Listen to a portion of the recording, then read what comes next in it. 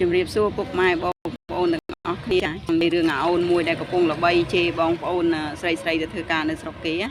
ចារូបរាងក៏ស្អាតបាតស្រស់សង្ហាហើយមិនសមណាប្រើចរិតប្រើពាក្យសម្ដីអញ្ចឹងចេញចរិតកាយវិការអញ្ចឹងឲ្យគេ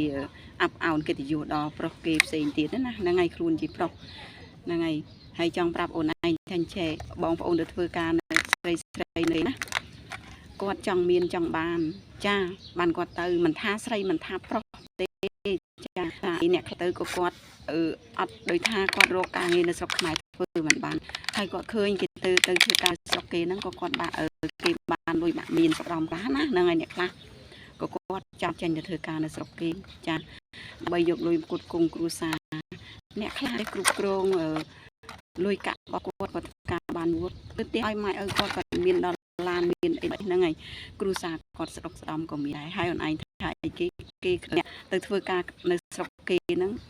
ពួកមិនអស់ហ្នឹងសុខឃើញទេចាអូនឯងខឹងបុគ្គលណាអូនឯងជេរបុគ្គលហ្នឹងទៅកុំពួកមិនអស់ហ្នឹងចាអូននេះទៅធ្វើការនៅស្រុកគេរកក្តីសុខមិនឃើញឬក៏មានក្តីសុខជារឿងរបស់ពួកគាត់ចាអ្នកខ្លះក៏គិតថាគាត់ទៅធ្វើការស្រុកគេរៀងបានលុយខ្លះហើយក៏គាត់ដោយថាថ្ងៃសៅរ៍ថ្ងៃអាទិត្យអីគាត់ឆ្លៀតពេលទៅដើរលេងនេះដើរលេងឯណោះខ្លះទៅ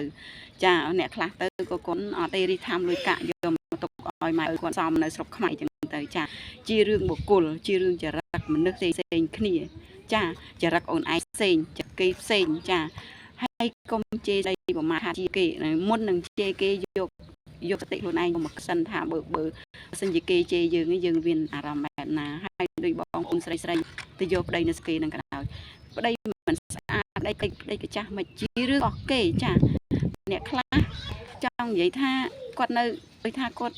ជាអារម្មណ៍របស់គាត់ហើយក៏ជាដូចថាចិត្តរបស់គាត់ចង់បានប្តីនៅស្រុកគេទៅដូចថាយ៉ាងណាក៏ស្រុកគេពាក្យថារៀងមានលុយអញ្ចឹងគាត់យកលុយហ្នឹងមកផ្គត់ផ្គង់ម៉ែឪគ្រូរបស់គាត់ទៅម៉ែឪគាត់អត់ចាគាត់លំអែតប៉ុណ្ណឹងអញ្ចឹងគាត់ចង់និយាយថា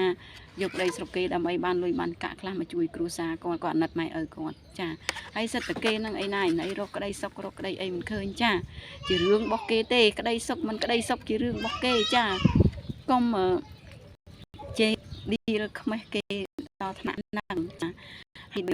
បងប្អូនអ្នកស្រីទៅខាងនៅស្រុកគេហ្នឹងគ្មានអ្នកណាចង់ទៅស្រុកគេទេនៅស្រុកខ្មែរជួបជុំបងចាជួបជុំបងប្អូនចូលឆ្នាំភ្ជុំគេជួបជុំគ្នាគេសប្បាយណាស់ចាគ្មានអ្នកណាចង់ចេញទេ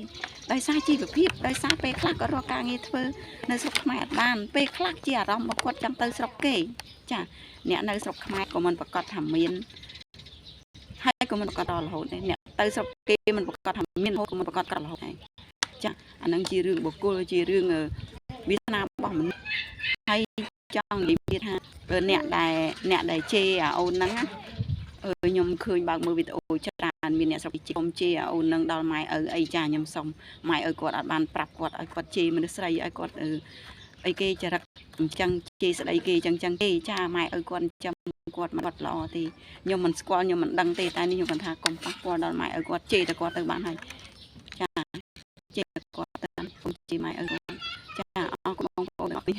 មានទេចា